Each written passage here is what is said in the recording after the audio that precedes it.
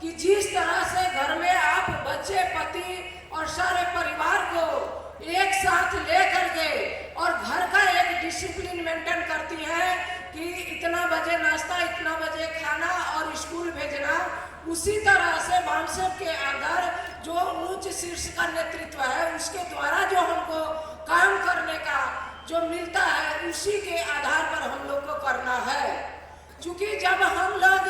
जो वामसेप के अंदर अनेकों संगठन बना है और सारे लोग अपने अपने हिसाब से काम करेंगे तो हमारा आंदोलन सफल नहीं होगा।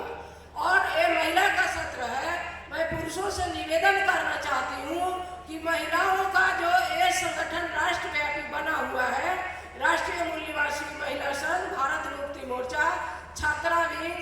बहुजन क्रांति मोर्चा महिला विंग, पार्टी की बीएमपी की महिला विंग, हमको इस चीज को सीखना होगा कि बुद्धा काल के बाद में यानी 2500 वर्ष के बाद वामसेप ने हमको राष्ट्रीय स्तर का मंच दिया है, तो इससे हमको सबक लेना होगा कि बुद्धा का हम यदि लड़ाई देखते हैं तो 2500 वर्ष पहले जो भिक्षु संघ बना उसमें महिलाओं के लिए भी भिक्षुणी संघ बना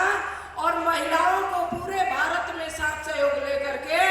हमारे गौतम बुद्धा ने व्यवस्था परिवर्तन का लड़ाई लड़े और वो सुचारू रूप से उसमें सफल हुए। क्योंकि आजादी का एक शर्त है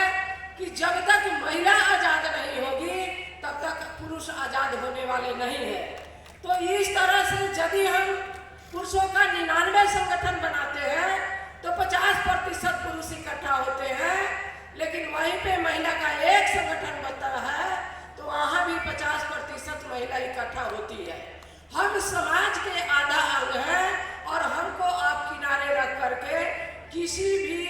आंदोलन को न सफल हुआ है न होगा, इसका इतिहास गवाह है। और ये जो डिसिप्लिन की बात है उसमें हम अपनी माताओं का उदाहरण देना चाहती हूँ कि जिस समय भिक्षुणी संघ बना, हमारी जो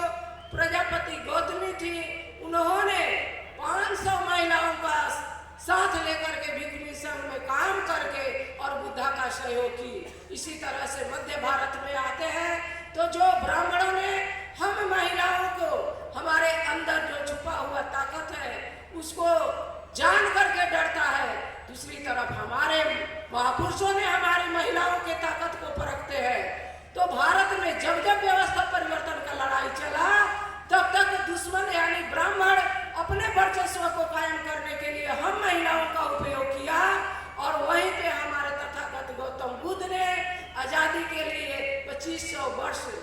पहले हम महिलाओं का साथ सहयोग लेकर के और आंदोलन को सफल बनाए। हमारे अंदर जो छुपी हुई ताकत है वो एक दुश्मन जानता है, दूसरे हमारे महापुरुष जानते हैं। इसलिए हम लोग ये जो कारवां वामसेप के माध्यम से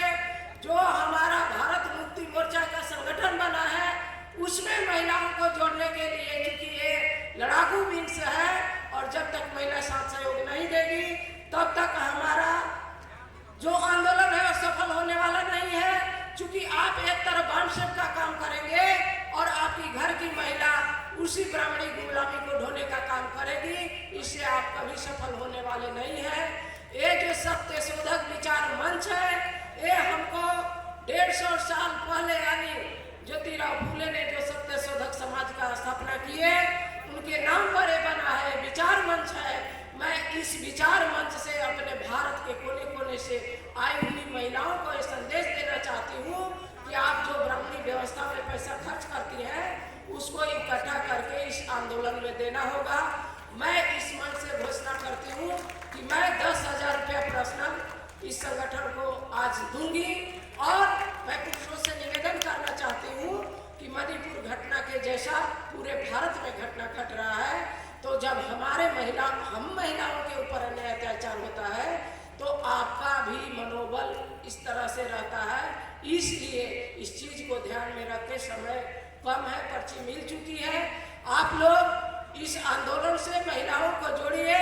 यदि सही मायने में बाबा साहब के आंदोलन को सफल बनाना चाहते हैं तो महिलाओं को साथ में लेकर के काम करेंगे। इसी आशा और उम्मीद के साथ आप लोगों ने मेरी 2 बात ध्यान से सुनी, इसके लिए आभार। मुझे यहाँ बोलने का अवसर मिला, इसके लिए संचालक महोदय को मैं धन्यवाद देती हूँ और फिर से एक बार जय मूल निवासी बोलते हुए अपनी बातों को मैं खत्म करती हूँ। जय मूल निवासी, जय भारत। धन्यवाद मान्यवर सुधा।